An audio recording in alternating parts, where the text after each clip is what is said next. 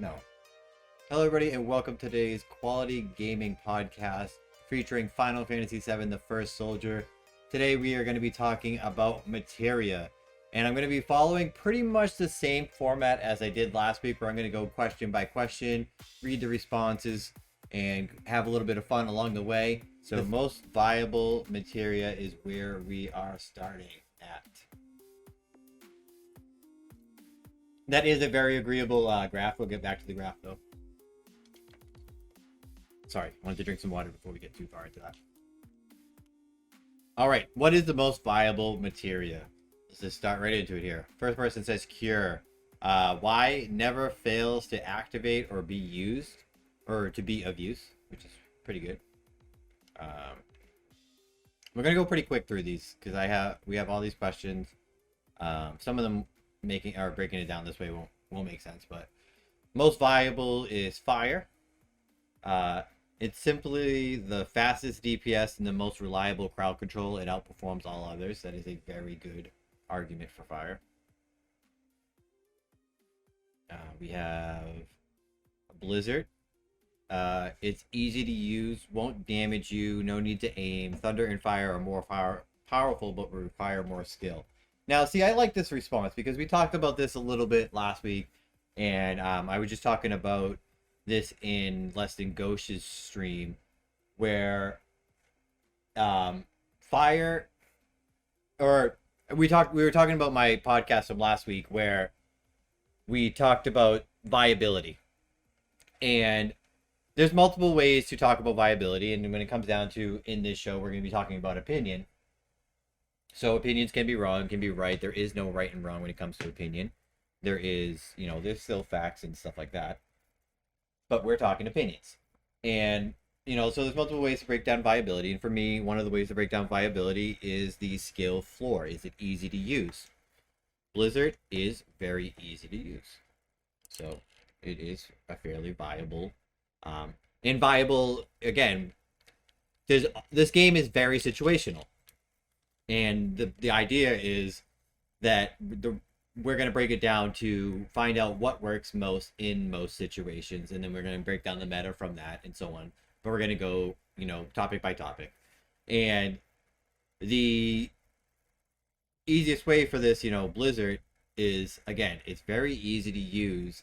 So it's going to be usable in a lot of different situations. It's going to win you a situation more often than not because it's going to help out. Because it is easier to use. You're not going to miss it so often. So there's more situations you're going to miss Thunder than there is more situations you're going to miss Blizzard and so on like that. So it is viable in that situation. Coffee Brain says, false. Sometimes I cure and I don't get healed because of lag. Still most useful though. Yes, it does. Sometimes you heal the enemy though, as well. So cure can heal the enemy. So that's a little rough. Let's go on to the next one. This person says Blizzard again. You always want Blizzard if you can find it. All right, that's not really a good why, but Blizzard it is. Fire. It's just far too versatile and core to many game styles. I think it's gameplay styles. It's a must pick for me. See, and I like the way this person worded this. It is very versatile. Like we said, it is going to help you in a lot of those situations. But someone like me, who just can't aim it very well, it's not in my playstyle. I don't like Fire. I actually prefer Thunder. I like to get in close to somebody and put down a Thunder because it's both aggressive and defensive, and that's my playstyle. For this person, it is a must pick for Fire. So it is viable for this person. And I love that about this game is that there's so many different styles that work.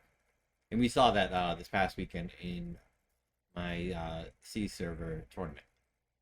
Fire. Okay, this one's a little longer. Let's read this out. Very easy to hit people with Fire, even if they are far away, especially as a sorcerer. It was rather close between Fire and Thunder, as Thunder you can cover a wide area and not hurt the caster, but in my opinion, Fire is just more versatile. Again, it's a very good breakdown. And I think we're going to see at the end of the question here, the graph is very spread out in Materia, and I really like that because there is so many different play styles that are available with Materia, and it makes it so the jobs that we talked about last week become even more like broken down because you can run Dragoon with or without arrow if you have high jump or you don't have high jump and so on. You can run blind if you are running on ninja and you need to be moving around a lot, or you're running a support monk where you have raise and blind. It was so viable in this one game. It had a situation where they ended up resurrecting two of their teammates and ended up going down on their own, but then they were end up being they were called back in, and it was such an unbelievable play, and I'm happy I got to see it. But there is so many different viable play styles through Materia. We got Thunder, best versus machine monsters. So this person is clearly someone who likes to farm up early. I like that. So it's calling attention to, like we just said, another situational part of the game where if you come across a monster and you have Thunder, the risk reward is definitely in your favor compared to if you don't have Thunder. So again, in that situation, it's viable because it's going to give you experience. It's going to give you items, including a chance at legendary weapons, and then you're going to have that level boost going into the later phases. This one says Blizzard, easy pressure on opponent with no cover. Again, that, like we said, the skill floor is very low on Blizzard, so it does make it viable in a lot of situations.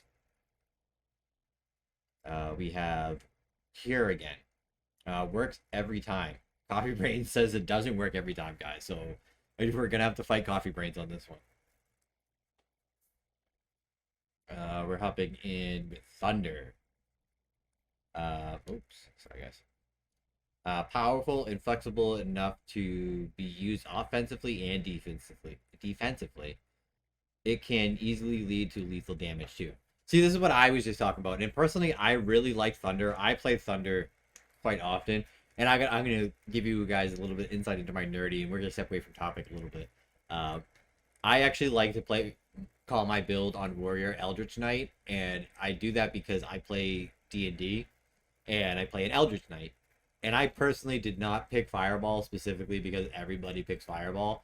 I picked Thunderbolt on my Eldritch Knight, and it's just like, it's fit my theme here as well. I don't like Fireball. I'm bad at aiming on guns and materia, so Thunder, I jump off my chocobo, I land, I put down a gravity if I have a gravity, I put down a Thunder, and if I don't have gravity, I just melee. If I have the gravity, I put down the gravity, put the Thunder. There's all so many different plays, but I have to put down, like, the Thunder. I just love Thunder. Because I can use it, like, defensively, too. If someone comes in, like a Red Fist Monk comes in on me, boom, put down the Thunder. They're going to have to fight me in my Thunder. Yeah, they might get me down, but they're going to go down, too, because my Thunder is going to take them down. Let's see here. Black Mage says, I can confirm Cure misfires and doesn't heal sometimes. That's why I never use Cure. Good point. It's pretty rare it messes up, though. I use Cure with every class. It's my safety. So, here we go. Two varying opinions right there in chat. We have one saying that they never use it, one saying that they always use it. I can take one more sip of water here, guys, real quick. 10. So go into number 11, Fire. Ultimate damage dealer. Even in the nerf state, rare not to see it held in final circles, and the knockback effect is also huge as it can fling enemies into Mako. Now, I want to talk about this a little bit because there is a skill floor, ceiling situation that happens with Fire and the knockback. There was the nerf. It changed it just a little bit, and it still was very viable in the sense that it is still consistent in the damage dealing, and it does still have the knockback. But we do have the reaction to the knockback now, where if you hit your jump as you're being knocked back, you can recover mid-jump. So it's not as strong as it was, but it is still fairly strong. It is very viable, and Fire is used by most in the current state of the game. We have Teleport as a most viable. Most well-rounded materia that I use effectively. I'm not sure that was supposed to be Teleport, but if it is, then I can break down Teleport a little bit. I like Teleport on Warrior. right now. It is, especially now that they brought it down to 2 MP. It is a very good tool for getting in and out of fights. You're able to position up, down, left, right. Like it takes away a lot of the lower skill floor stuff of the warrior, where now you have a lot more mobility on top of the rush, and you can use it aggressively, and it makes moving in on people a lot easier, and it's very fun to use. Coffee Brain says, I was upset with the Fire Nerf before, but it seems to be in a good spot right now. And it is.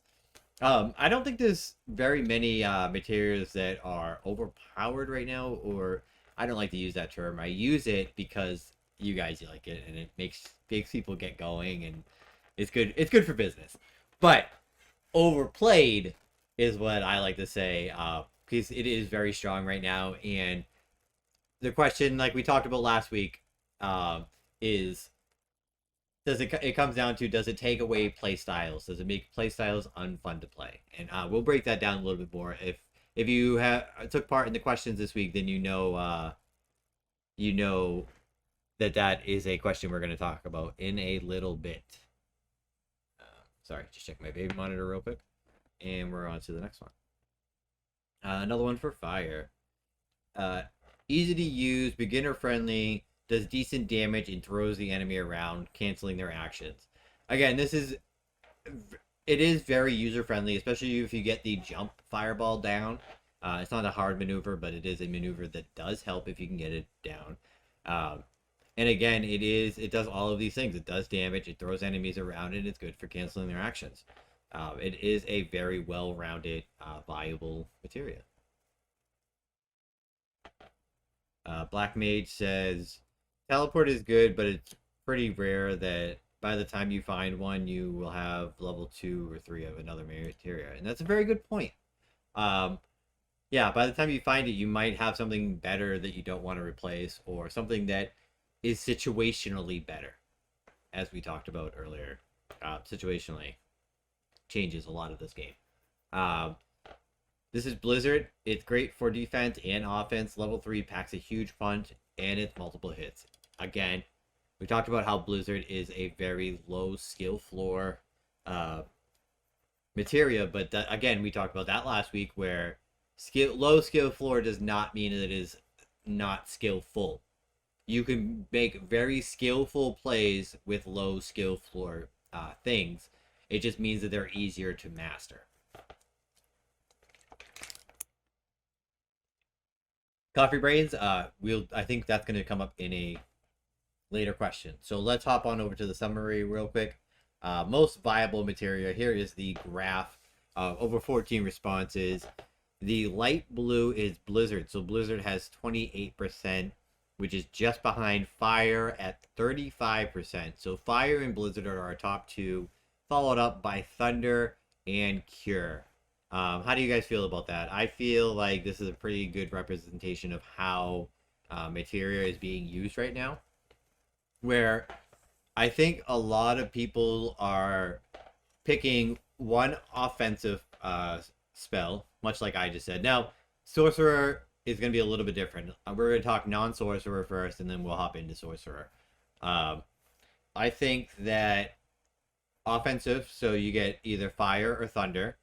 And then you want a maneuver, something that you're going to be able to move around with. So that comes down to Blind, Arrow, and then, and Teleport, which is down here.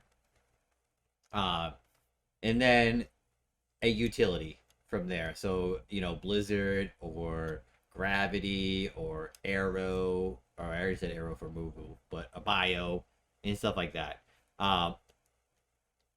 Yeah, I mean, Arrow isn't even represented on this most viable, and Arrow is used by a lot of people. But we're talking about what is the most, like, if we're going to break it down even more than this, so this is just 14 responses, guys. And again, this is opinions, and opinions change. So let's talk about Arrow and how it could fit into this graph and why maybe it's not represented here. Because Arrow is something that is used a lot, but is it something that is going to win you most situations? Yeah, it's reactive in the sense that you can heal, you can jump in it, And I mean, I know Yenvon's in the chat, so he's going to be someone that's going to say, see, right there. I said it right before he typed it. I just want to make a point that I said it. I started saying it right before he typed it. That arrow to him is one of the most important because he uses it offensively, defensively, aggressively, and to reposition, to back up. Like, arrow is so much a part of his kit that, you know, in his situational play style, it is very viable. But overall, you know, it might not be the best. Yeah, see, a lot of people, and then that's the other part, coffee brains, is we have to break it down even more because you have to you have to budget. You know, you have to budget your MP. Are you going to be using a lot of MP? Are you going to be a little bit of MP? And I'll admit that sometimes I grab Fire and I'll grab Blizzard because they are low MP and I can just spam them. And that makes it a lot easier for someone who, like me, who can't land spells or gunshots very easy, to constantly be able to spam stuff such as Fire and Blizzard. So I mean, that makes it a little more viable for me as well because of the low MP cost.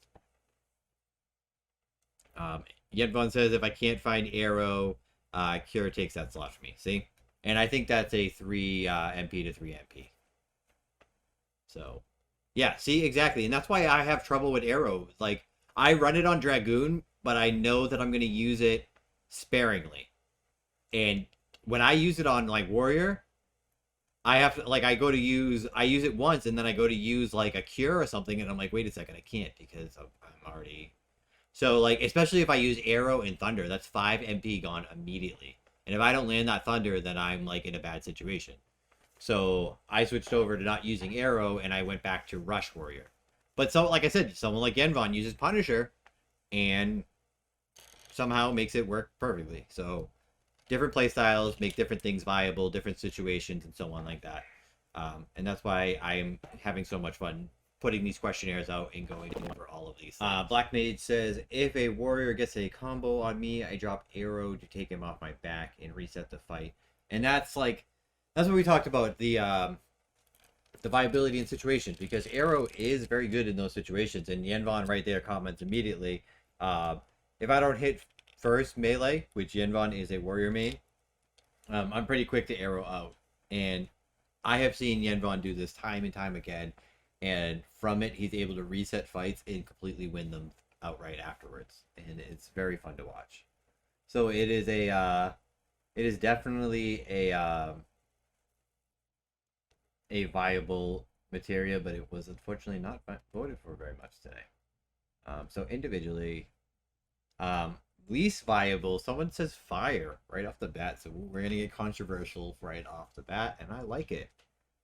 I do want to talk, or let me read one more thing here. Aggressive third party push, arrowing a down teammate out of a fight. That's a good thing to do too. Or if a team gets third-partied, I arrow us into a better position. That's very good as well. So least viable is Fire. It's just a ball of fire, effective if it hits the target, but not enough speed or range. I'm not sure if that person's playing the same game as everybody else. So, okay, we're going to move on. What is the least viable bio? We can talk about bio a little bit. We haven't seen bio yet. While bio is highly dangerous, it is hard to throw, and due to bots being able to own jewel pendant, it is often useless as most jewel pendants are easily to get for players. And I do somewhat agree with this. And that's something I haven't thought about in a sense of gameplay design. And I'm happy that this person brought it up, because before, jewel pendants were a little more rare, and now that they made adjustments to the bots, I feel like they are a little more common. So bio's viability has gone down. They did change it so that there is contact of it on it now, so now you can get kills with it like immediately, like if you get them down to the 1 health and then hit it with it. But yeah, jewel pendants, like some games you don't get them by the end, Black Mage, but I feel like there's like the people that know to look for them are gonna farm bots and find them pretty easily. Um, so I feel like Bio's viability has gone down in that sense. Least viable is Comet. There we go. I just saw this in the chat. Um, its only use is to make chaos in pro fights. So here's the thing, right? In the tournament on Saturday, there was an unbelievable Comet play twice in one fight. I mean, in one game, where there was a Comet kill. There was just a crazy team fight going on, and someone put down a Comet, and it just ensued chaos, and it was amazing because the team we were spectating was off in the distance on the way in, so we got to see the Comet come down and then the kill feed go up. So it was very fun to watch. But then it got down to the later circles, and there was a Comet put down on one side of the map, and it ended up. This is like closing into the final circle. We have like 4 teams left, and there's a Comet put down that pushes everybody over to one side. But then there's a team on the other side that's chucking bios everywhere that covers the entire other side of the map, and it just created this crazy situation where the Comet team was able to, position where they wanted to because they're communicating, hey, I'm putting down a Comet and I'm going to rotate this way. Whereas every other team is just like, oh my god, we got to hide, and then all of a sudden there's bio everywhere, and it just chaos ensued, and it was such a fun fight to watch. I can't wait to get it up on YouTube so everybody else can see it, but it was unbelievably fun. Coffee Brain says the damage cost, time, and damage compared to the fire is just no brained. Why wouldn't you use fire? Exactly. Why would you use Comet? Or you're just saying that about fire in general. I thought you were saying that as opposed to Comet because I was talking about Comet. But yes, fire, the cost, damage, time of damage compared to. Oh, yeah, you are. You are commenting Comet versus fire. Yes, fire would out DPS Comet every single time, both in reliability and fire rate. So now least viable here, Comet again. I would say Raze, but I'm mainly a solo player, so those more experienced in teams would have a better idea. So I'll go Comet. Too much more for an easy avoidable spell, and it is very good. But Comet is. Oh, compared to Bio, yes, exactly. Coffee Brains, thank you. So yeah, you were saying cost damage compared to Bio. Why wouldn't you use Fire instead? Exactly. And the response I would give to that, Coffee Brains, is that both of them are really good for pushing an enemy into a certain place, but Bio makes it so they can't go back to that place. So I guess that would be a reason. But again, Fire, I would say, is definitely more viable. Whenever a Comet comes down, I usually can't land my shots. Exactly. So yeah, it is really disruptive because it shakes the map as well. And this person said they would say Raze, but if you guys see the play that the support Monk made in the tournament on Saturday, I think Raze is a very viable pick in teams if you are running communications and talking to each other and making it happen, because this support Monk was able to put down the mana wall, run straight through a blind, and raise both their teammates, and then almost get out of the fight while putting down a red fist. So it was unbelievable. It turned the tide of the fight, and they were almost able to completely win the fight because of it. We have least viable Materia is Comet again. Easy to counter, and the damage is unreliable. We just said that. So we're going to keep going. On to number 9, most viable, or least viable again. Comet again. Really high cost, slow activation. You have to crash to get caught in the AoE, and even if then there's still a chance that Comets will miss entirely. Raising enemies is always fun. Yeah, that confuses the hell out of them. Like, wait a second, what just happened? Like how bright that is. Give me a second. I'm gonna turn this light a little bit. I think it's worse.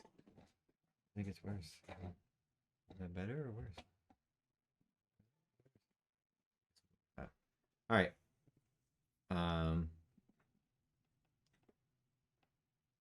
Oh, you can't do that anymore? They stealth nerfed it? I'm not sure they stealth nerfed it. They said they don't do that. Maybe they said it and they didn't. We just didn't see it. All right. I hope I read number 9. If not, I'm sorry. But we'll see it when we get to the end. Least viable is bio. Not wide enough area and poison damage is fairly negligible. So I do want to mention this though because this came up in the tournament as well, where someone got bioed, and it was in that same fight that we were talking about with the comment on the other side, and they ended up in the tournament setting. I think they might have forgot, or they were just trying to do their best to make sure they stayed alive, but they burned 5 potions trying to like get the bio to end, and in the end that made it so they weren't able to continue fighting because they had no other way to heal after the bio was done. So it is really like it's viable in the right situations. But yeah, is it viable in the most situations, which would make it the most viable and least viable, something like that. Comment again, never hits anything. A lot of hate on the comment. We got this was, I'm sorry, blind. Does no damage in blocked view of caster as well. Only really useful for escape situations, but even then gravity and arrow work better. Now, I somewhat agree with this, but I don't at the same time because blind is very heavily used by a lot of high skill players, and I'm not to say that low skill players are a thing or that they're not doing it, but it's being used in a way that I just said the support monk used it where they put down a blind and they were able to raise both their teammates because of it. We're seeing it on people that they get it down, and as soon as they get it down, they put a blind on them that way. And it only costs 1 MP, so they put a blind on it that way they could finish that, and the teammate can't come and res them, and so on like that. So there is a lot of viable situations, good for repositioning. So blind is very viable in situational situations, but there are things that could possibly win you more situations, I guess. So I wouldn't say that blind is the least viable, but it's definitely situational, and it's definitely a skill floor that's a little higher than some of the other spells. Let's say if they lower the drop rate of Jewel Pendant, then bio would be more useful, but I just assume everyone has it because it helps with the slow as well. Exactly. So like Jewel Pendants are very common right now. So it's like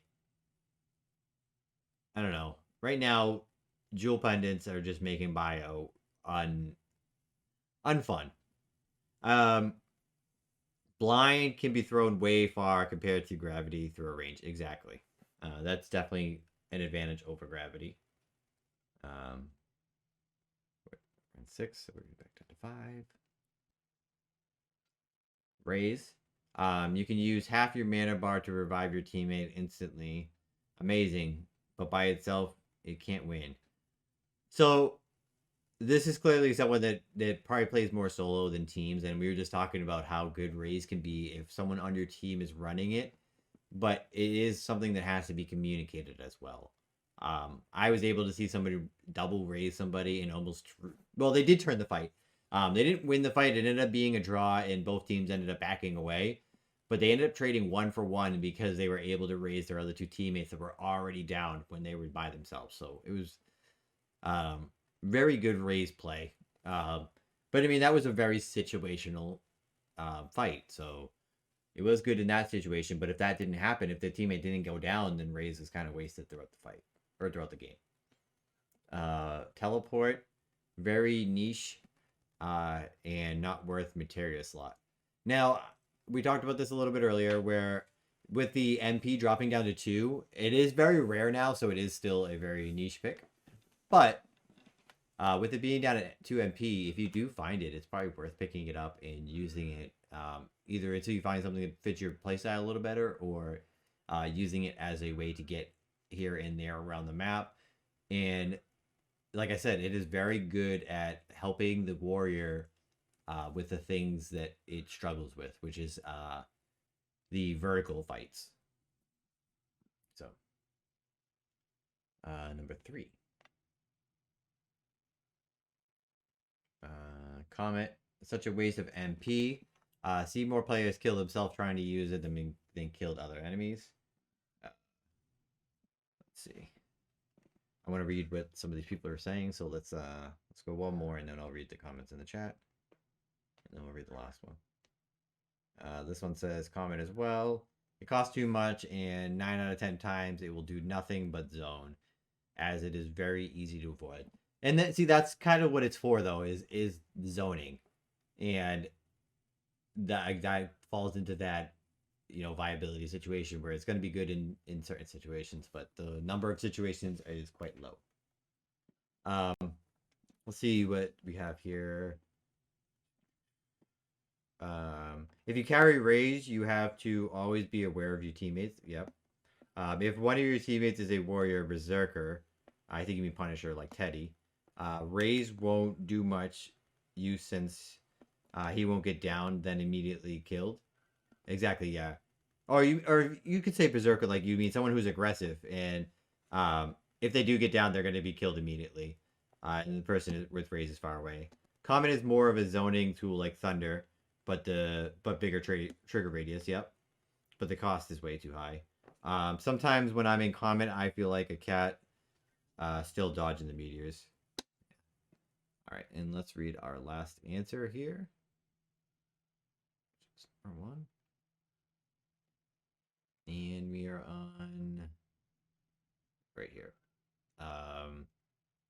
What is the least viable materia? Bio, easily countered by Jewel Pendant. And again, we mentioned that a lot. So it seems like a lot of people in the community is on the same page here when it comes to the least viable.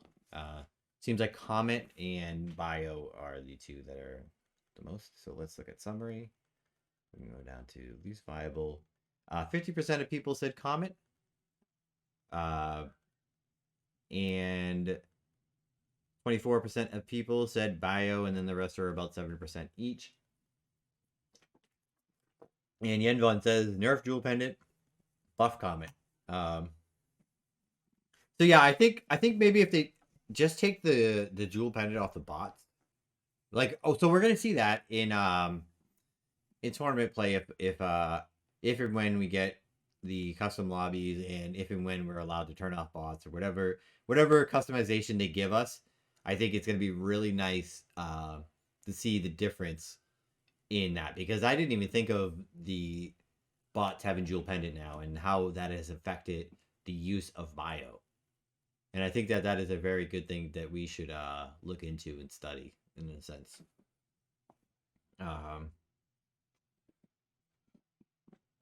Yeah, Bio still does 14 damage at level 3 if you have the pendant. So yeah, there's that.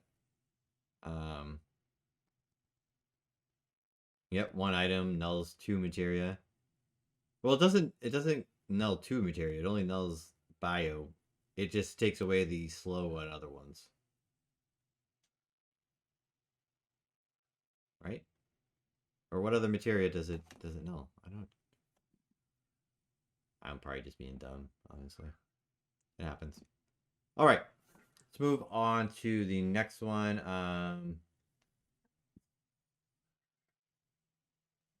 All right, the next one is an answer question, so we need to go to this one. Actually, no, we could do that. We could read this one this way. Go to this one. So the next question we are going to talk about. You guys are welcome to keep talking about the least viable as well too. I'll read the comments. Are world boss mimic materia such as Bahamut and Cloud worth the risk reward, and why? So we're gonna read these. Yeah, okay. Not really. Cloud is strictly melee and therefore extremely close quarters, which would be good for late game in final circle, but can't be used in final circle. Bahamut controls are too tight to use comfortably on controllers. If the buttons were changed, it might help, but honest opinion, But in my honest opinion, I feel being able to remap the buttons in combination could help advise this. Yeah, that's pretty true. Coffee Brain says, but without slow, Blizzard isn't that dangerous. Yeah, I get that. It's the slow plus the ticks that make it worth it. Yeah, fair enough. I still don't think it nulls Blizzard though, because yeah, the slow is really good, but if someone's in an open field, then the damage is just going to be just as good. So this is back to the risk reward worth it of the world bosses. They're too hard to acquire for too low reward. Having Bahamut or Cloud Mimic doesn't really help the player too much aside from giving them more options in battle. It's more beneficial to spend the time otherwise used on getting these materia for upgrading your arsenal of weapons and spells. Next one says, it depends on how many players are in the lobby. If there are many players, it's not worth the risk because you will run out of potions and ammo. In East Asia server, peak hours, you can barely find enough potions to keep you alive. So that's pretty good reasoning.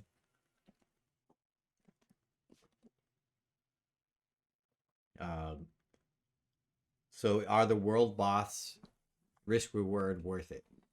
Is it worth it? Or it is worth it for me, as lobbies are often full of bots or teams not up to your level. We use boss fights to entertain ourselves during game. Okay. So this person's taking a whole different outlook on it. And I try to make sure my opinion isn't based on stuff like this. And I've said it in other games. And I'm gonna talk about this in a point of view of my opinion on how devs should handle games. And currently this game is what I would classify it as low population. And I don't mean that negatively, I just mean that it is growing. And so they've had to do things like take away a couple servers and add in the bots more reliably. And that has made it less or more player friendly right now. Now, like we just said, this is the first time I've actually noticed that there is something in the game design that is changing the meta based on the low population, and that is the bots have the dual pendants. Now, this opinion right here is worth it because it makes the game more fun. Clearly, that's not a meta answer. Like that's not discussing the meta. That's just, in a sense, not necessarily bashing the game, because I don't think this person is bashing the game, but it's talking about the game in a sense that, you're talking about the fourth wall of the game, more or less, where the meta that we're talking about is at the top level of gameplay, whether it's your top level of gameplay or the pro level, as we're going to call it.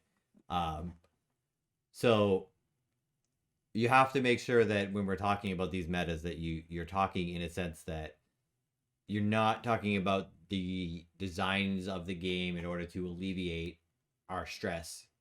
We're talking about the design of the game at its true form in its best product put forward. So that's just my thought on that little that comment there. Somewhat middling. Bahamut isn't very good in my experience. Cloud is decent, but I'd rather just shoot people to harass with Blizzard Thunderfire. Fair enough. Nope, it's a waste of ammo if it goes unsuccessfully, and people can use the shield to shoot you and then step out and then step back in and step out and step back in. Yeah, that is something that is very abusable. Yes, for experienced/safe PvE players, if you risk only coming from being interrupted, the mimics are very strong and worth getting. This person says, I would say no. Sorry. Water because I lost it. Or just, and I need it. I would say no. It's more a novelty. If they were more worth the risk, you'd see bigger push for people to get/use them. Okay. And then we have Bahamut, yes. Cloud, no.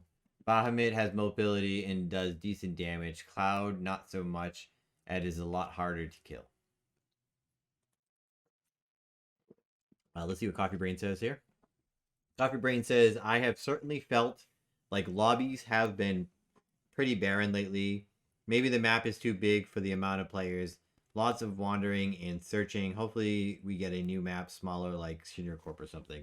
I will say, Coffee Brains, that is true in a sense, but it's also not in a sense because I feel like at peak hours, the lobbies are really good right now.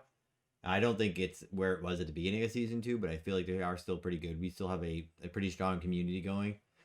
But I think once custom lobbies come and we know that tournaments are going to come after that. And if you weren't part of the stream, this isn't any like groundbreaking news. And he said it himself. I was joined on Saturday during my tournament by Evan, the community manager, and he did make a mention of official tournaments coming as well. So that's going to bring in my opinion, that's going to bring in people that don't even play this game yet. Because there is this competitive spirit in a lot of gamers and a lot of people. I mean, it goes down to like basic human instinct. I mean, survival of the fittest, but we get to do it in a fun form of video games. So people like to compete, and when you put money on the line, that's even more. Or I'm pretty sure it's not going to end up being money. It's probably going to be a lot of in-game fun and things like that. So I think we're going to have a lot of sweats join the game very soon. Yeah, officials. That was announced a couple live streams ago on the official live stream, and then Evan mentioned it again in the during my tournament. He hopped in and did a quick impromptu interview with me just to say thank you and to pump up the crowd, more or less. Back to risk reward of the Mimic World Boss Materias. Are they worth it? Are they not? I think so. You get a powerful, fast, exciting couple of minutes of gameplay that's hard to fight against. Okay. Not really. Not enough time to complete before other teams kill you off. And Coffee Brain. So this guy, what you just said, kind of goes back to what I was talking about before, too. The design of the game in its highest essence. So we can't really talk about the game in the barren lobbies, but also like I've been talking to people on other servers, and like you go to like East Asia, and there's lobbies where people, there's teams that like their strategy is to go and land and get that to get the advantage, but there's also team strategies who land and like fight those, and like one of the person said, like it's even hard to get potions to make it to the end of the game. So the risk reward is definitely different in the truest form of the game. Yes, since it provides a massive boon that can land you in the top 5. Yep. Cloud, because you can almost instantly down an opponent. And then this last person, I believe, says, not really. The risk is low, but the materia is only okay. All right, so we've had a couple quick opinions in the chat. What do people think about this one? Personally, I like the PvE world bosses, and I do think the risk reward is worth it if you're organized enough to get it. Like, if it's something you do quite often, you have a guaranteed strategy, like you know how to win it, but you also have to have a strategy for if someone else comes in, ready to leave, or are you going to fight it, or do you have a strategy to fight that other person than the boss? Pardon me. And so on like that. So that's where the risk is, and I think it's worth it if you can pull it off. Especially in teams, as we saw in the tournament over the weekend, there was some lulls even now. We got down to the point where there was 10 teams in one game, and we were still in like circle 3. So the circle was pretty big, and those teams could have taken down a boss, even a cutters. I know cutters aren't the mimics and everything, but they're still like harder to get to. And that makes it like so much worth it because the experience you get is going to put you ahead early in the game if it's early in the game. And it's also, even if it's not early in the game, it will get you either to level 10 or it will give you this materia that is going to give you at least a couple kills on your way to those later phases.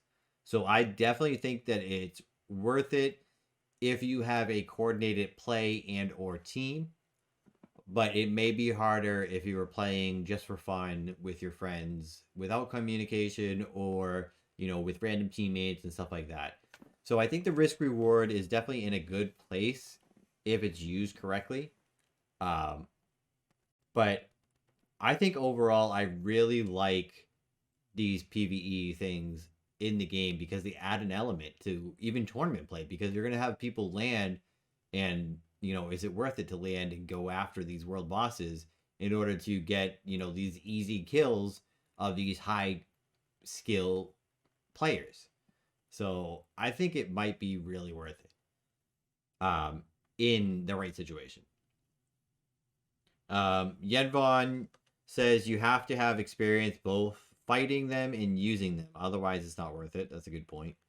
Coffee Brain says Clouds doesn't seem worth it. He's too strong. And one thing I really don't like is that you can't use them in the final 3, which is who you would want to use them with. So that's exact. And then you mentioned bots again, and then Coffee, you're gonna keep doing it and drive me crazy. But that's why you can't use it in the last 3 circles, because that's who you would want to use it against. And in those like close quarters, it would take away a lot of the skillful fun that happens. So that's why they don't let you use it in the last 3. It's more about like controlling the flow of the map in order to get to the last circles is the point of the Materias. Yanvon says, but for me, it's worth getting either one. They're both stronger than my base form. That's a very good point. Coffee Brain also says, let me read the end of this last one from Coffee. Otherwise, you're just going to run around using them on bots. Coffee, in the ideal state of the game, there won't be bots. So you have to be using them on real people. That's where we got to talk in that sense. Pretend that there's no other bots. Those bots are real people, and they're hard to fight. Okay? That's how we're going to talk. All right? I love your comments, though. I'm not bashing you. I like the element, but it needs to be adjusted better. Sometimes you kill bosses with only 5 to 10 people left, and by then the cooldown is over in the final 3. Exactly, yeah. So there is some stuff that, like, there is bummer parts of it, and I agree with that. And some of it is because of the state of the game, as far as, like, you're pointing out that there is bots, and sometimes you have to use them on the bots. All right, so let's look at the next question. Is gonna be responses already in the chat, so I'll read those ones first. Should non-combat summons mimic, such as the bunny and cactar, stay in the game permanently? Coffee Brain says, I'd say yes. I'm having a lot of fun with bunny and cactar, especially since it doesn't show footprints. But it does make a really loud noise, which I guess is countered by people that don't have the sound on. I think Cactar Mimic is enjoyable and should stay, but drop from normal Cactar. The more versatility for interesting plays and sneak attacks, the better. Yep, I agree. It is pretty fun. I had a situation where I got caught 1v2 because a teammate died and transformed into a Cactar and ran away to revive. Coffee Brain says that's a good escape plan. And then we'll go from there. All right. Oh, did I put... Oh, okay. All right. I thought I did this the other way around, but I did this just as a yes or no so that we could look at the graph. Okay, there we go. So 50%, 57% of people say no, and 42% of people say yes. So let's talk about this a little bit. And why do we think people said this? Now, as we saw in the chat, 2 people here said yes. I personally can see both sides, and yes, I do like it. It is very fun. And it does make it it makes it interesting. Like you said, there is interesting opportunities to use it, but I can also see the opposite side where it is a little bit too fun, where you might make this really cool skillful play, and then all of a sudden this person just hops on a cactuar and's gone. And we already have that with the yeah, it does disengage really easy. And I do think it's good. I think it's good for the meta. Like, it's really good in the sense that, like, you know, it has this get out of jail free card. But I think that it has to be, like, even more rare than it is now in order for it to be okay. And I mean, regular cactuars are rare to begin with. So I think on regular cactuars, the bunny cactuar would be really fun to keep in the game. That's my opinion. I do think that it would be a really fun addition. We did see it in... I think we saw it in the tournament. No. It wasn't in the tournament. We saw it on Friday Night Fights. Fight Nights. Week 2, there was Almond Walrus was being chased by Cosma. And Cosma put in these really good shots. And I didn't even see Almond Walrus transform. All of a sudden, he was just gone. And I was like, where did he go? And Paper Axe was like, he turned into a cactuar. And I was like, no way. So we looked at the replay, and he clearly turns into the cactuar and just disappears and runs off into the distance and then gets into the final circle to fight Cosma again. So, like, it is very fun. It does have interesting viability, and it's good for it. I just think that right now it's a little too common. Yeah, that's another good point, Black Mage, is that the transportation time is permanent. I think people don't like it because exactly that. It's like a get out of jail free card, and people don't like that in competitive things. But that's because they're gonna okay. I can really break this down because this is something that I do want to talk about. I don't like people that, you know, call out other people for doing the less skillful thing, or the thing that has the lower skill floor thing. Like, oh, that's the easy way to play. Okay, it doesn't matter if that's the easy way to play. I'm playing to win is the point. So I do feel like some of the community, especially in certain locations, I'm not going to point out anybody, they have that mentality, and I've seen it in other games, and I know where it comes from, and I get it.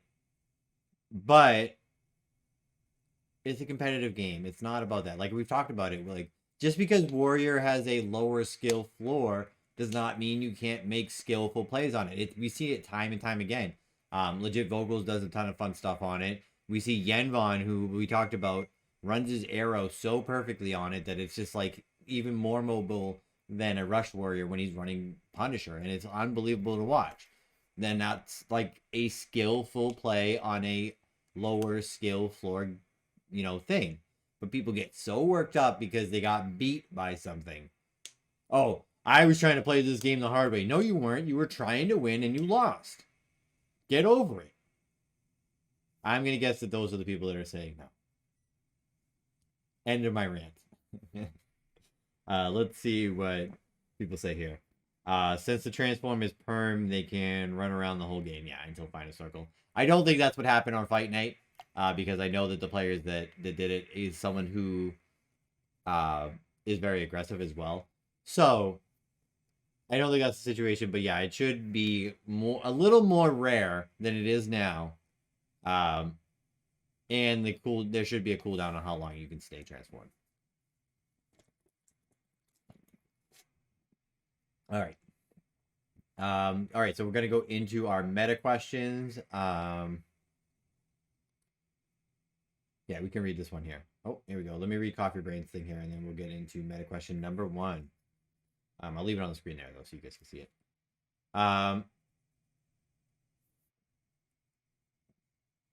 Yeah, if people don't like something, doesn't mean they should take it out. The more versatile, the better, or versatility, the better. That's why I was pissed they removed the Choco targeting kick. I could have managed any damage nerf or stam nerf, but now you can't hit anything if you tried. Not the way to nerf things, in my opinion. And Coffee, I think... See, Chocobo kick is so hard to talk about because it makes sense on both sides so much that, like, and the devs have said it too. Like, they said that they overdid things, but then they also said that like it's part of the design. Like they want it to be that way. They don't want it to be like it's hard to explain. And I think it's because of like there's certain things that they want to do within the game that if the chocobo kick is as strong as it was, then it's not going to work.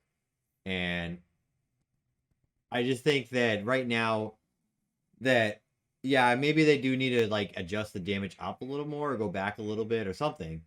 But the the kick is like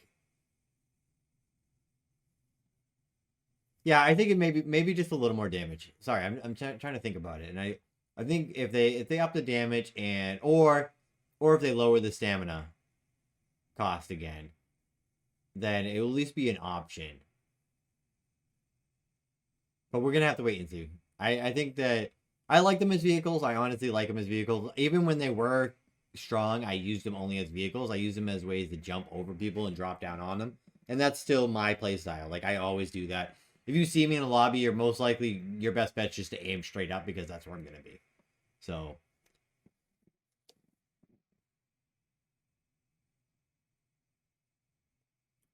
see, Coffee Brains, you say that though, right?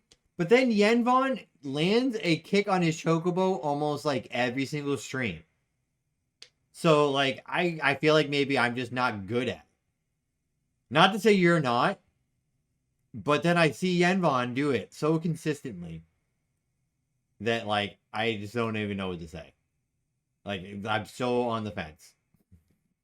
All right, let's hop into meta question number 1.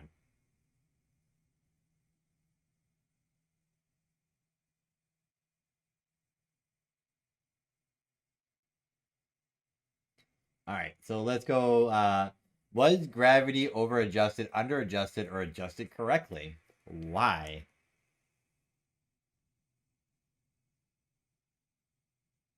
I know he uses his bike a lot, but I have consistently seen him make kicks. Yenvon, please back me up on this one. Zytera does too. I have a good clip of Zytera doing it.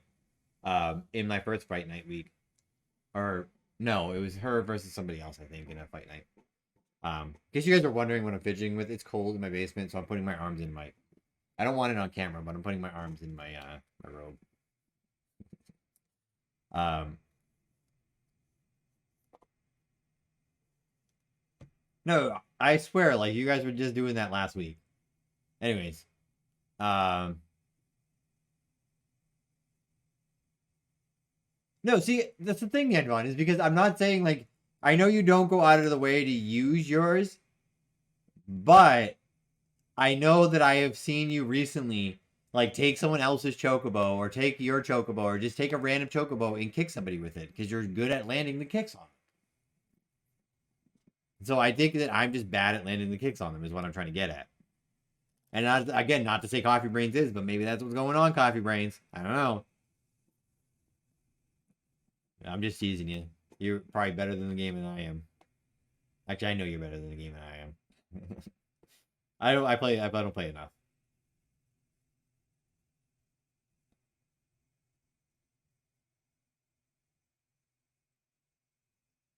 I didn't say it was viable. I just said I can see like you land them. You can still land them. And Coffee Brain's point was that they're hard to land. But you consistently can land them is my point. All right, we're gonna move on. First person, as far as gravity, over adjusted, under adjusted, adjusted correctly. This person says over adjusted doesn't always benefit the player.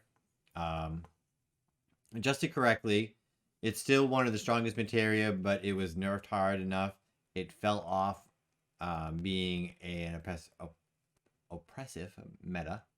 I think it's fine. Over adjusted. It used to be good anti-melee option, but the nerf makes it irrelevant. Adjusted correctly, it's no longer a guaranteed kill, just extremely threatening. It honestly depends on who you're asking.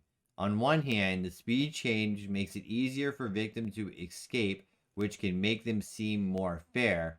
but also too underpowered for the user. I don't have any particular opinion on it, as I don't use gravity a lot. Kind of like the way this is broken down. We might come back to that one in a second. I do not know. I have not seen a difference yet. I didn't pay much attention to gravity before the change. It's decent, but the area effect is pretty small.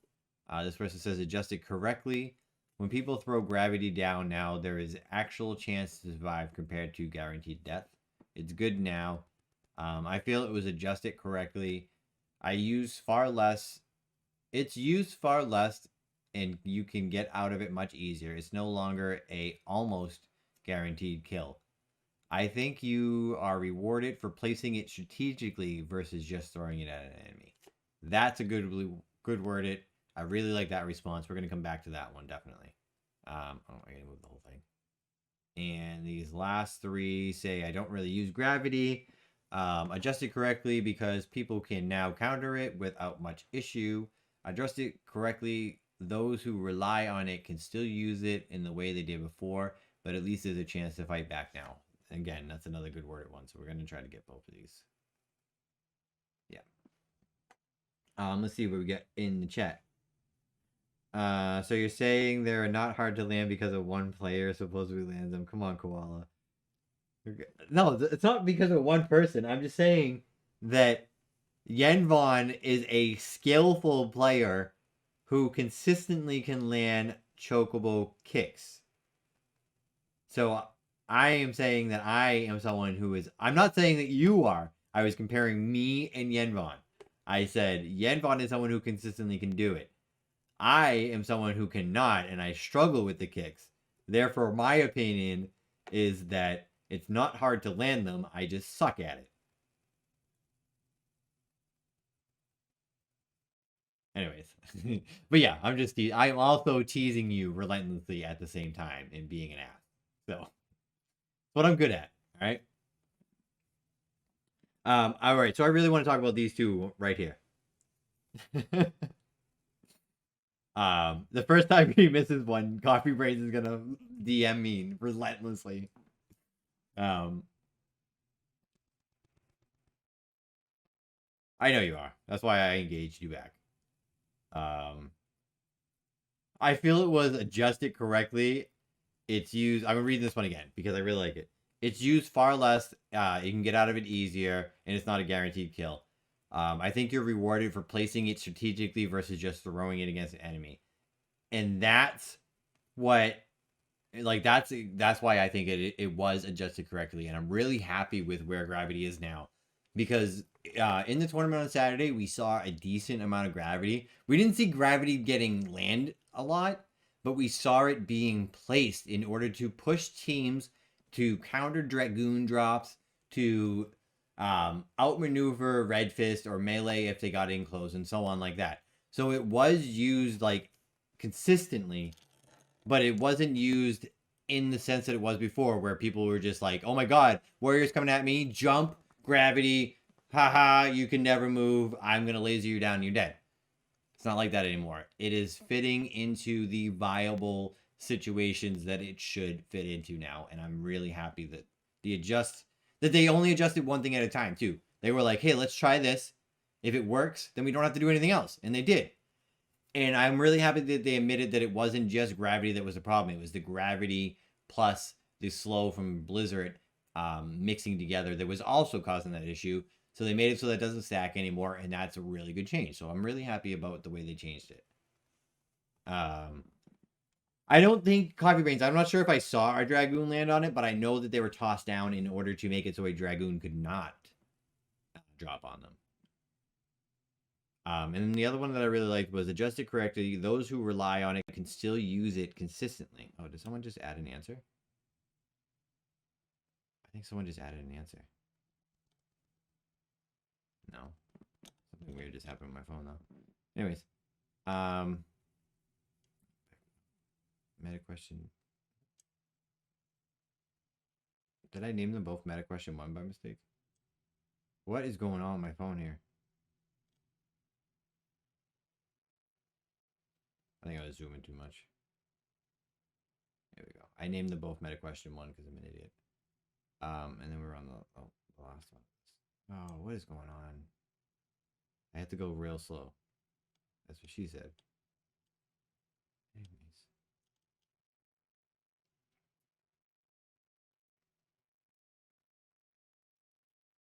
I wanted to read that last one again. All right. Adjusted correctly, those who rely on it can still use it the way they did before, but at least there's a chance to fight back now. And that's really properly worded, because that like touches on the skill floor, skill cap ratio, and like where it should be. Before, the skill floor on gravity, because of the slow stacking and the powerful slow of gravity itself, the skill floor was dropped a lot, because like if you landed it, you were automatically like you were winning fights. Now, you have to be a little more strategic where you're going to place it, because you have to make sure they're going to hit the center of it, and you have to make sure that if they're not going to hit the center of it, that they're going to, you're going to be able to outposition them based on the slow that it provides. So I really am happy with the current state of gravity. I think it's going to be used by the people who know how to use it both aggressively and defensively. And the people that know how to get around it are going to get around it. And I think that that's really good for the materia in this game. All right, so on to meta question number 2, even though it says number 1. How long's my webcam been frozen? Oh, I like it. Wait, this is my second webcam that froze today. All right. Why are all my webcams freezing? There we go. I'm a VTuber now. We're ready to go. We get into this last question. I want to adjust it a little bit. Wait a second. Yeah, because if I'm not talking loud enough, turn down. Hello. Wait, I'm gonna turn this one down too. Now this is some quality content. All right.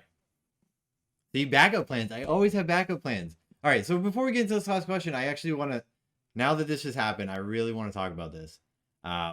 I know that there's only, 9 people here, but these are the 9 people I want to talk to. This is a consistent thing that's happening to me.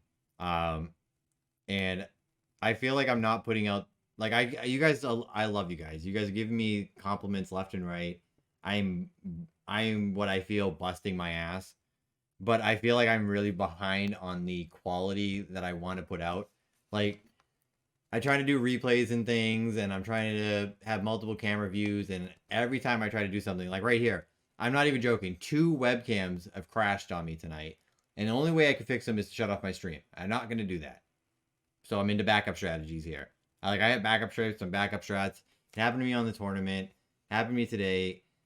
It really was flustering at the beginning of the tournament that it took me a half hour to get started, and it was crushing that even after that half hour, like, I was just so anxious from having to like do all that extra stuff that it was hard to keep like doing the commentary. Like, I was super amped and I was super happy that everybody was there, but I was stumbling over my words. I couldn't have coherent thoughts because like I'm just trying to troubleshoot everything in the background, and I'm so thankful that I had a commentary team this time instead of just me, because I was able to use them to be able to, troubleshoot in the background.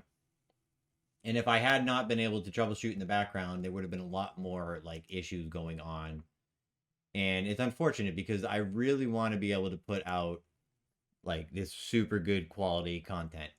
And the reason I'm bringing this all up is I want to be straightforward with you guys. And the only reason I'm having this trouble is I'm running on a computer that is 12 years old, and like I said, I want to be straightforward. It's definitely budget. Like, I'm having trouble upgrading my equipment to match me. Like, I'm further advanced than my equipment. I'm running on equipment for 12 years old, and that's why I'm running ads the way I run them. Every 30 minutes or so, I make sure I run an ad. That way it's enough viewing time for you guys to see it, but it's also enough time that I can, monetize a little bit. And I want to show you guys something. Just give me 1 second. I gotta remember how to get to it. A little behind the scenes here.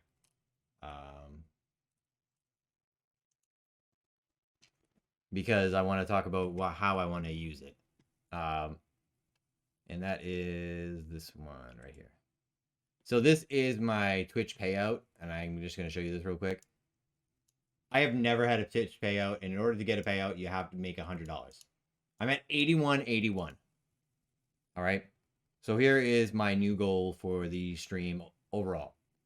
I want to get $100 so I get a payout. That would be such a huge feeling for me. When I hit that $100 payout, I'm gonna do $100 worth of giveaways.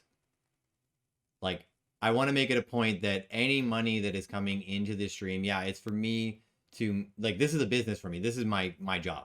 I'm doing this as I very much enjoy doing this. I'm happy doing this, but I'm doing it because I want to make money at it. And I'm very happy doing this all the time because it's super fun. So I want to make sure that it's a point that anytime that I am asking for subscribers, or if I say donations, I don't really ask for donations very often, or I'm running ads. The goal is to bring money back into the stream, both to improve the quality, but also to give away stuff and to promote the community and grow the community and make these tournaments worth it, So like I said, if once I hit that $100 payout, I will do $100 worth of prizes. I haven't decided what those are going to be. Coffee Brains, I appreciate you gifting that sub, and that's where I was going to get to.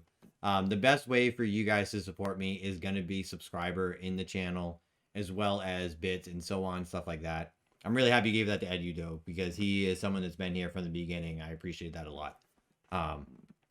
And like I said, all of it is going to go right back into the stream. And the idea is that I want to give you guys a reason to be subscribers. And the first thing I'm going to say is when we get to the point where we're going to have custom lobbies, if we get full lobbies, my subscribers are going to have priorities in my tournaments.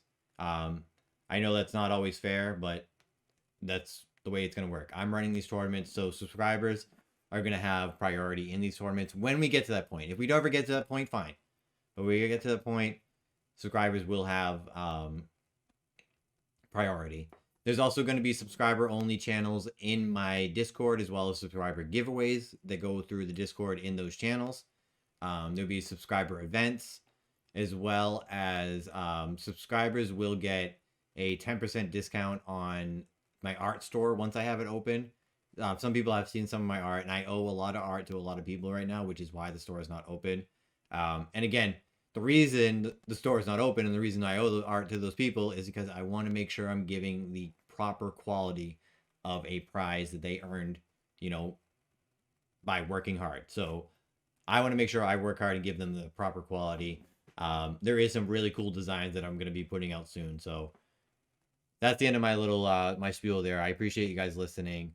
So yeah, anytime that I run ads, that is the goal, is that this is my business. This is what I'm trying to do to make money, but that money is also going back into the business in order to make the quality better for you guys and myself. All right, let's move on to the last question. What is the most OP materia? I said Operia. Materia right now. Thunder. Without self-damage, it's very strong as counter to melee users. Fire, I don't want it nerfed, but fire. It's just better than the others. Thunder or fire, great damage and lifesavers in so many situations. Blizzard, since it's always going to be a good offensive/defensive option. Blind for the lulls. Thunder, though it can be tricky to hit, if someone is caught in the middle of a Thundaga, it's almost guaranteed that 100 HP or more would be taking off.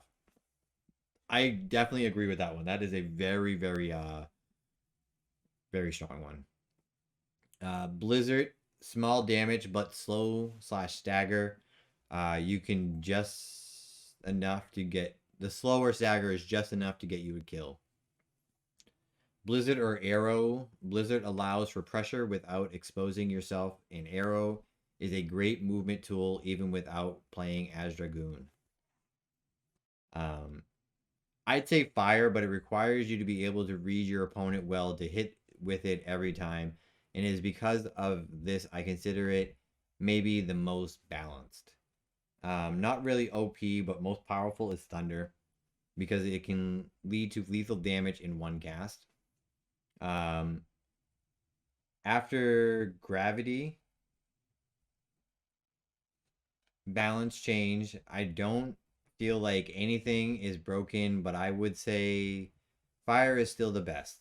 The damage plus knockback is huge, especially end game where you see most players carrying it. And then we have teleport, thunder, and comment. The damage and range is crazy. So someone thinks that comment is the most OP compared to earlier when we were saying it is the least viable. I will say I keep looking over and seeing the mage on the screen now, and I'm really happy it's there because now you guys have more reason to use the emote in chat. I did see Yenvon pop it up, I believe, right as I did it, and I appreciated it. It made me laugh. I do like that when I brought it onto the screen too, it was giant. Like it took up the entire screen. Here, let me throw one in the chat. All right. For me on this one, I'm sorry, I got a little distracted there. Oh, and then my phone just did that thing again. I really do think that Thunder is. I don't know. I'm definitely not overpowered. It's getting to the overplayed state in a sense, but it's also not really completely taking away play styles, but it is getting to like very close. I'm like saying yes and no at the same time, but it's really close to the point where Gravity was, where it does take away a lot of the melee playstyle. I was talking about it in when I was talking about Gravity, when Gravity was being put down to stop Dragoon drops, and I said I don't think I saw a Gravity activated. I guarantee you I saw a Thunder being put down in order to stop Dragoon drop. Like Thunder was being placed left and right in order to stop melee aggression, but also to, like I said, stop Dragoons. As soon as a Dragoon like circle showed up on the ground, people would cast Thunder immediately, and that was consistently happening. As soon as an arrow went down, a Thunder went down on top of the arrow. That way, if people try to return back to it, they had to go through the Thunder.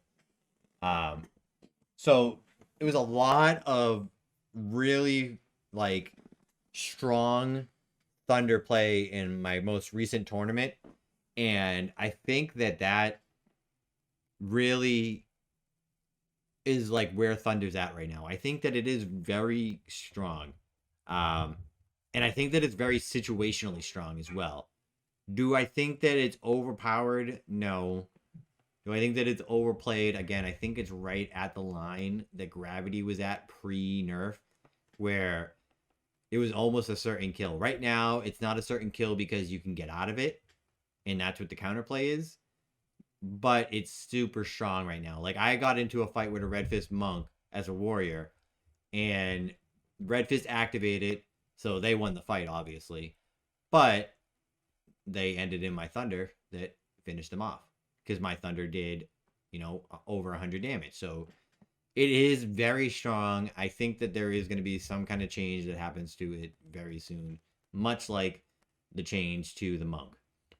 I'm not sure if there will be a actual change, but I think there'll be a mention of Thunder and a mention of Monk in the next dev blog. Which should be pretty soon, I think. Unfortunately, I ran pretty long tonight, and I had multiple tech issues, so I am going to wrap up pretty quick here. I appreciate you all being here, like I said. I love doing these. The next topic we are going to cover is guns, And then after that is when we are going to jump into like the really fun stuff. Like we're going to start talking team compositions. We're going to be talking different materia combinations, but also different combinations within like a team. And we're just going to get into the nitty gritty, really in depth meta talk of Final Fantasy VII The First Soldier. So I'm really happy about doing these. Look for the questionnaires every single week. I know I missed a couple weeks. Last week was my son's first birthday, so that's why I didn't stream last week. This week we're back. Friday night is going to be another fight night. We're in beta week 3. If you haven't checked that out, I'm going to be posting up the leaderboards tomorrow. We had a lot more participation in week 2, so I'm looking forward to week 3. I'm going to talk more about my upcoming tournaments next Friday, or this upcoming Friday. I can talk about it right here real quick, and that is my next series of tournaments is I'm waiting until custom lobbies come out. I don't know when that is, so I don't have dates yet. As soon as I have dates, I will announce them. But the format is going to be best of the best. And what that is I mean, we're going to have 6 mini tournaments. There's going to be best of warrior, best of sorcerer, best of dragoon, best of monk, best of ranger, best of ninja. One of each. And we're going to take the top 5 from each of those mini tournaments. We're going to throw them into a grand final best of the best tournament where they're not only going to represent their class, but they're going to prove that they are the best of the best in Final Fantasy VII The First Soldier. So that is going to be the format that I'm going to do for my tournament series. That's the big tournament. Those are the invitationals. That is going to run side by side with my fight nights once we get out of beta season. We're going to have a lot of fun with fight night as well. I'm really looking forward to all of it. And then we're going to do these podcasts every Monday night. We're going to get into the nitty gritty. Thank you for the support. Thank you for watching tonight. Thank you for listening for me. Thank you for listening to me ramble on and on and on. I have a really fun time doing this. I have a fun time with all my tournaments, and I'm really thankful for all the kind words that you guys say. Thank you for subscribers. Thank you for following. Look out for my social media, and have a good night.